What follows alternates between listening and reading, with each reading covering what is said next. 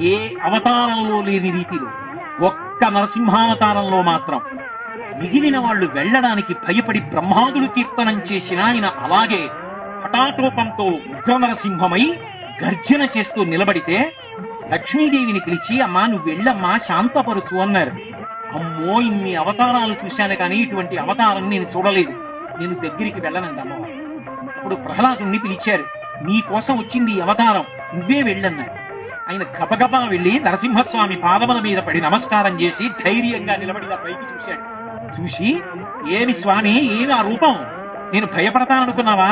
నీకన్నా పరమ భయంకరమైనది ఒకటి రోజు నేను చూస్తున్నా సంసారం, దానికన్నా భయంకరమా ఏమి నీ రూపం? నిజంగా నువ్వు ఉగ్రమూర్తివైతే ఆ కోపంలో ఆలోచన తప్పిపోవాలిగా. అటు బ్రహ్మగారిచ్చినటువంటి వరాల్ని నిజం చెయ్యడానికి ఇన్ని మినహాయింపులతో వచ్చావు. పైన సింహం రూపం, కింద మనుష్య రూపం నరసింహంగా వచ్చావు. ఇంట కాదు బయట కాదు గడప మీద ప్రదోష వేళలో గోళ్లతో ఇన్నింటిని చేస్తున్నావంటే ఆలోచనతో ఉన్నావు, శ్రద్ధతో ఉన్నావు, కోపంతో లేవు. నా యందు అనుగ్రహించి ఇలా చేశావు స్వామి, నన్ను అనుగ్రహించు అని పెద్ద స్తోత్రం చేశాడు. పరమ సంతోషాన్ని పొందినటువంటి నరసింహస్వామి నీకే వరం కావాలి కోరుకోమని